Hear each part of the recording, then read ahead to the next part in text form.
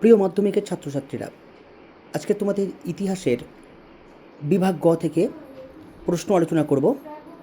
11টি প্রশ্ন লিখতে হয়, যার নম্বর থাকে 2 করে।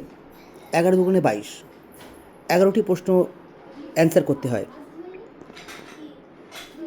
পরিবেশের ইতিহাসের গুরুত্ব কী? স্মৃতিকথা অথবা আত্মজীবনীকে কীভাবে আধুনিক ভারতের ইতিহাস চর্চার উপাদান রূপে ব্যবহার করা হয়? মেকলে মিনিট কি? সমাজ সংস্কারে নব্যবঙ্গদের ভূমিকা কী ছিল? দুদু মিয়া স্মরণীয় কেন? নীল বিদ্রোহে হরিশ্চন্দ্র মুখোপাধ্যায়ের ভূমিকা কীরূপ ছিল?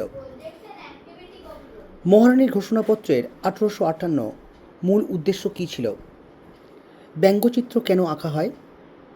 বাংলার ছাপাখানার বিকাশে পঞ্চানন কর্মকারের ভূমিকা কী ছিল? বাংলার মুদ্রণের ইতিহাসে বটতলা প্রকাশনার গুরুত্ব কী? একা আন্দোলন শুরু হয় কেন? বারদৌলি সত্যাগ্রহ আন্দোলন কেন শুরু হয়? অ্যান্টি সার্কুলার সোসাইটি কেন প্রতিষ্ঠিত হয়? দীপালি সংঘ কেন প্রতিষ্ঠিত হয়? কী পরিস্থিতিতে কাশ্মীরের রাজা হরি সিং ভারতভুক্তির দলিলে স্বাক্ষর করেন?